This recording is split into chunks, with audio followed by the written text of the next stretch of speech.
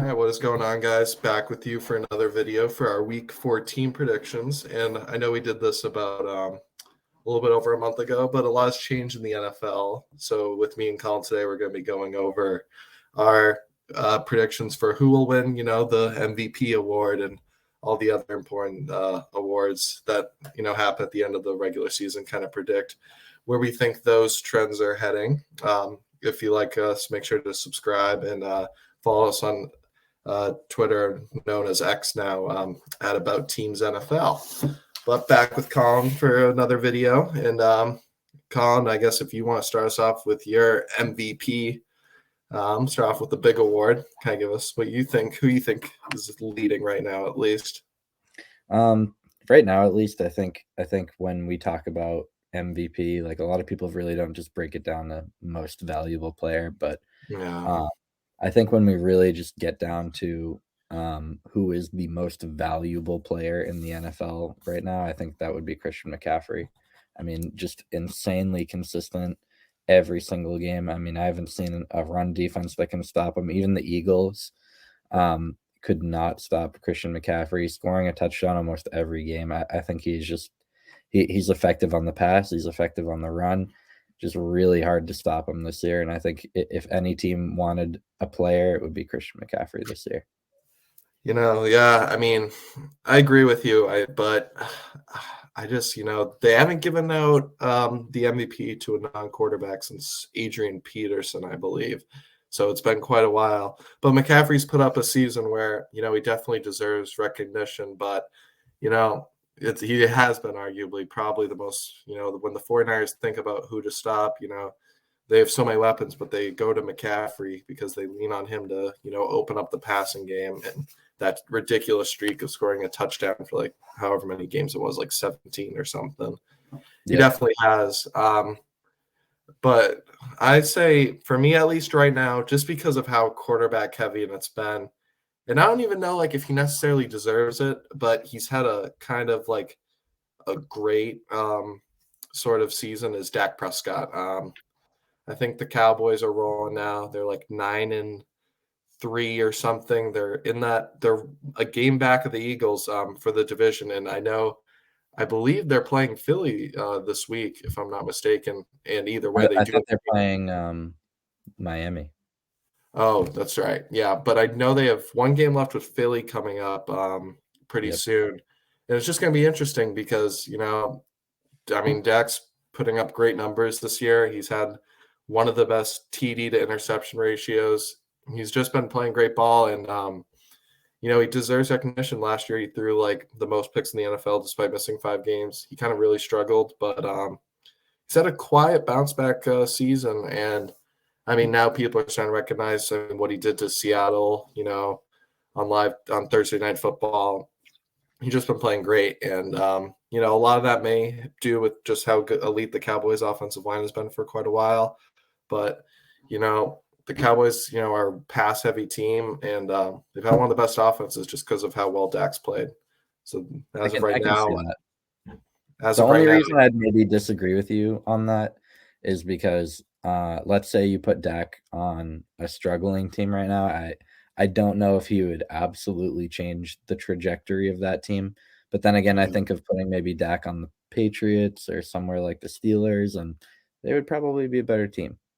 Yeah, no, I mean, I typically thought that too. How much can he really elevate a team? But as of right now, I mean, they're in the hunt for that 1 seed with the Eagles and Niners and I guess the Lions. But I just, I've got a respect for what he's doing. I was very harsh of him. I didn't think he was a top 10 quarterback, but this year he's been playing he's been playing around the Mahomes. He's been one of the best QBs, and I respect him for that.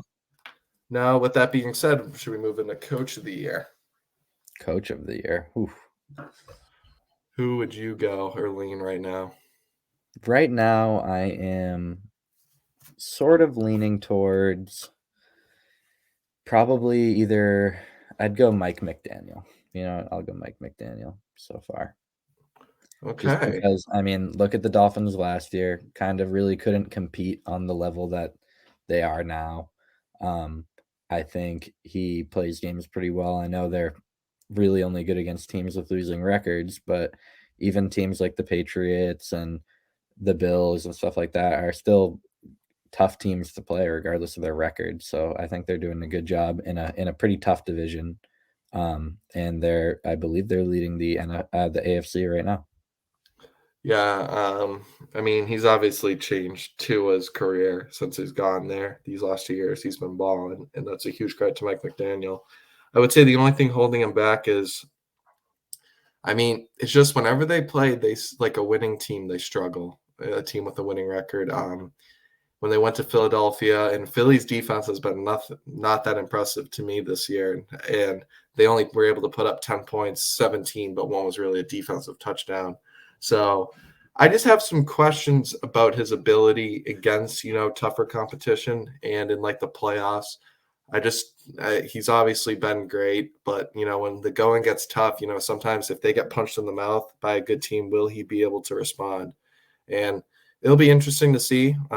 Obviously, the Dolphins, you're right, are at the top of the AFC, but and it's a huge part to him. But I want to see. I'm really excited for this matchup against Dallas, a team that is 9-3, right with them. I'm excited, and they've only won against teams with a losing record as well. It's really they haven't beaten a team above 500, but this is their chance to prove me wrong, and I think prove a lot of other people wrong. And if they got do a good that, defense too. I mean, look at their corner. They got 3 elite corners. I mean, Jalen Ramsey's been great since he's coming back, an interception machine. They even got Eli Apple. I mean, he was the number 1 corner on the Bengals in the Super Bowl. So I don't know. We'll see what he does with it. Yeah, no, definitely. And with that being said, though, my coach of the year, I was kind of, I was thinking about giving it to Kyle Shanahan just because of how, he schemes up these amazing schemes to get everyone involved. But, I would say also a lot of that's with his playmakers he has, getting a McCaffrey. He's done great with it. But I think, with the coach of the year, you look at some guy that's done the most with the least. And I think that's been DeMeco Ryans of the Houston Texans. No one expected them to be a playoff team this year. No. But he's made CJ Stroud look like one of the best rookie quarterbacks we've ever seen. He's been putting up great numbers, has them in the playoffs right now, has the defense being scrappy and competitive. You can't name a player on that defense either. Yeah, I don't think I could. But obviously, it sucks that he's injured now, but Tank Dell was doing great. They still got Nico Collins. They've just been a scrappy running back is Devin Singletary. Yeah, they've been making Devin Singletary their lead running back these past few games after Dameon Pierce has kind of struggled this year, but props to him. And Kyle Shanahan, I completely agree with you. I think there's something to be said about Kyle Shanahan too, because he is given a loaded team, and I completely agree with you on that. However, he dominates teams with that. Like, you know what I mean? Yeah. Like, he takes advantage of that and really has defenses thinking every single time. Even the Eagles defense. I mean, literally everybody he's played it's been an offensive showdown.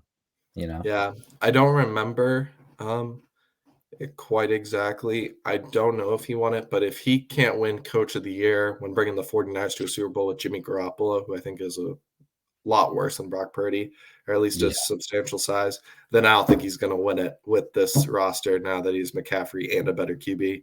But yeah, no, he makes it work, dominates teams. They have like the highest point differential in the league. And when they lose, it's because of like a missed field goal against the Browns, just something, that it's not fluky, but it's not gonna, it's not like it's a close game and whatever happens. It's gonna be a close game. Yeah, but, so as of right now, I'd go DeMeco Ryans, but if the Texans fall out, maybe Kyle Shanahan or Sean Payton if he ends up doing better. Or another one came to mind for me was Shane Steichen of the Colts. The Colts with Gardner Minshew are 7-5 in the playoffs. I don't think anyone expected that in his first year. And he's made Michael Pittman for my fantasy team be amazing. So I love myself from Shane Steichen. Now, if you want to come into comeback player of the year, that for me would probably be Tua. I think he has improved a lot. I don't think his scheme has really improved too much, but I think he's like a little more comfortable. He's definitely making it work a lot better on offense. I mean, he's had some blowout games, just game was over before the half type stuff. So, Yeah, I mean, you that's got what to give him Miami can credit. do to you. Yeah. Yep. Yep. I think Tua so far is my comeback player of the year. Yeah, no, that is a good one. I know the heavy favorite early in the year, but I still think he is the favorite actually. Is DeMar Hamlin. But the only reason I can't give it to him is, it's been great just to see him out on special teams, but you know, I don't think you can just kind of give the award to someone that hasn't, been playing that much. And it's nothing to DeMar. It's an amazing story, but when you're only playing special teams and a couple defensive snaps, I don't really, think you can get it. I think Quite DeMar Hamlin was a below average player before the injury, and I think he's still a below average player. I like the story. Good player, good guy. I wouldn't give it to him. I don't yeah. think it. At the end of the day, we're talking numbers, we're talking how he's played, but like he came off an injury, good for him. I wouldn't give him Yeah. much. But the guy I'm going to go with, I actually put him as my MVP when I did this about a month ago, and he's still been playing great. He has the Ravens right where they need to be, but I'd probably go Lamar Jackson. Missing the end of last year, they sent Tyler Huntley out to a playoff game in Cincinnati. Yep. We know how that went. But Lamar, has been healthy right now for the most part. He's been playing, great ball. I think when you finally see him get competent receivers and someone like a Zay Flowers and his receivers aren't dropping the ball, you see what he can do. I mean, he's been doing it all over the field, rushing. Even with Andrews out. I mean, Andrews Yeah, is and with literally Andrews out. out, he just finds a way to make it work, which is so impressive. Even with Zay Flowers, he hasn't dealt the best cards. But he makes it work with OBJ and all them building their chemistry over the last 2 months or so. Probably one of the least talked about too this year in terms of like how good their Yeah. record is and stuff like that. Yeah, like everyone's just been kind of sweeping them under the radar. They play in one of the toughest divisions, like having to play the Steelers. I know they lost to the Patriots, but their defense is always scrappy. The Bengals, Joe Burrow when he's healthy. But, the Ravens are going to win the division, I think. Looks like it. They're a great roster. But Lamar, has been playing great ball, and I respect it. And another one that was second was Russell Wilson, just because how awful he was last year and how competent he looks now. Valid. That's something I think that'd be like most improved. But as of right now, I'd probably go Lamar. But yeah there's a lot of great names you could throw out there. Definitely. Now moving better players this year. Yeah. Now moving in, our offensive player of the year. Christian McCaffrey. Oh, so you have him for MVP and offensive player of the year. He just don't just look at his stats every game. He's an important factor. I think he has by a lot the best season so far. It's probably a 1A, 1B for me. I think McCaffrey is obviously right there, but I also wouldn't be a award if you don't put Tyreek Hill in it. Tyreek Hill, especially if I think he passes Calvin Johnson's all-time record over 2,000 yards. I think he honestly wins it. I mean, he's a playmaker. He's kind of underrated every year too. Yeah, I know Madden wasn't the best description of anything, but they give him a 98, 98, 98, and they're giving Jay Jettas a 99. And I feel like Tyreek's more of a playmaker. I think it depends, and I think we haven't seen. I think there was something this year though when you look at like when Jefferson before he got injured, like the lowest receiving game he had was like 100 yards. Like he's still. He's still an elite receiver for sure. Yeah, I think. Honestly, we'll see him back Sunday, so I think people will see. I think Tyreek and Jettas are a 1A, 1B. Kind of they've both helped elevate their quarterbacks, and especially Tua with Tyreek. And I think if he surpasses 2,000 yards, it's going to be his award to lose, and it breaks the receiving record. That's going to be the most talked about. But McCaffrey, if he keeps it up, it'll obviously be a close race, and I'm excited to see how it finishes in this last month or so. But as of right now, there's no clear winner for me, but it'd probably be one of those two. Agreed. Now moving in to Let's go offensive rookie, where I think we'll both have the same answer for this pretty easily. I'll let you say yours first. CJ Stroud. Yeah, I think no doubt. Yeah. CJ Stroud. I mean, I can't even think of a rookie who's came close. I Yeah. mean, maybe Puka We- Nacua. We've never seen something like this, but yeah, I mean, from a offensive rookie quarterback, he's just been great. I mean, Yeah. he's playing great ball. It's more than just the TDs to INTs. He's always making plays. The offensive line, whenever it breaks down, he can scramble, just make a play for his team, even if it's a 5-yard dump off instead of like a 10-yard sack. I think we've seen how valuable he is to that team. Elevate. I mean, if you send like, Nico Collins, it's like the Patriots. I don't think he's doing what he's doing here. It's been great to see him elevate, and I mean, I'd give some shout outs to Puka Nacua, Zay Flowers, Jordan Addison. They're all having good rookie years at their respective positions at receiver. That's More of like your average above average rookie. Yeah, they've been. You know what I mean, especially Puka Nacua. I mean, especially all three of them. Really, they were all drafted 20s or later. And they've been, I know Puka Nacua was a late round pick, but Zay Flowers and Jordan Addison went like 22, 23. Don't forget Quentin Johnson. Yeah, the first receiver off the board from the Chargers, missing out on Zay Flowers and Jordan Addison's a rough one. But, respect to those receivers. They've been balling, but they have no shot, honestly, unless something weird happens. But it's going to be CJ Stroud's award to lose. And, I mean, I think he's already won it. Now, maybe a little bit more controversial, defensive rookie of the year. I'll let you start this one off because I might need to think on this one because this is a tough one for me. Yeah, I thought about this for a while too. My runner-up was Will Anderson of the Texans. He's been coming along quite nicely, and he's been making a lot of plays for that defense. That's probably the only defensive player I know on the Texans, and he's been a big part of why they're relevant.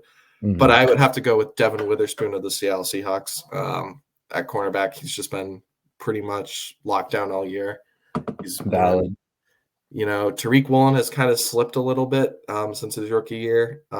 We saw in the Cowboys him just getting picked on, whether it was just because of a holding, pass interference. But Devin Witherspoon has been great, and if it wasn't for Will Anderson, I think he might be the clear favorite. But there are a decent amount of candidates, but I'd have to go with Witherspoon just with his passer rating allowed. It's been pretty well for a rookie in this pass-heavy league. I'd say he's definitely kept them in a lot more on defense. The only other person I can think of that would maybe be in that race if he hadn't got injured would probably be like Christian Gonzalez, who was off to a great start. Obviously, he won't be getting it. That's right. Brian Branch has done really well. But I think, Will Anderson or Witherspoon will probably be D-Roy this year. Yeah, agreed. Then moving into our final award, Defensive Player of the Year. If you want to start this, Jesse Bates has been pretty freaking good. I think he leads the league in interceptions. Pretty underrated player. A lot of forced fumbles too. I think he has 4 forced fumbles too. He's a pretty good player, but you can't really go wrong with somebody like Micah Parsons. You could really go anybody on San Francisco. I don't know. I think there's a lot of depth there in terms of defensive player of the year. I don't know. For me, it's probably you could. I do definitely see the argument for Deron Bland just with his pick sixes. But we also saw his father. Yeah, we've also seen. I question if he's more of like a Trayvon Diggs kind of guy where he'll get a lot of picks, great ball hawk, but also get picked on. And we saw that in the Seattle game. He gets picked on for a little bit, gets an interception, gets picked on some more. But he's been great though most of the year. But I've seen that game honestly, even with the pick, kind of unimpressed me. but it's just one game. But it raises some question marks. It's more so just the scheme in Dallas with Dan Quinn, who's been doing an excellent job there. But you're right, you can't go wrong with like a Garrett or Watt. But I also want to mention, because I think he deserves to be mentioned, is Danielle Hunter on the Vikings. He is third in the league in sacks. I believe a week ago, I know they had their bye, so it could have changed, but he led the league in tackles for loss. So even when he's not getting sacks, I see him running with running backs as a Vikings fan from behind. So he's very crazy athletic, and he's a free agent after this year. So I hope we can keep him, or he's going to get a huge payday. And he just rightfully so. He got injured in 2020, 2021, but he was the quickest player to 50 sacks ever. And I think people forgot how good he was. And then, but now he's proven to have a great year and be among the elites with Garrett and Watt and Parsons, who've all also had great seasons. Yeah, Garrett's having a great season. Defensive player of the year is a tough one for me. I have a hard time picking. It's one where everyone's kind of still neck and neck, and this last month will determine, who's at the finish line. Also, shout out to Khalil Mack, leading the league in sacks right now.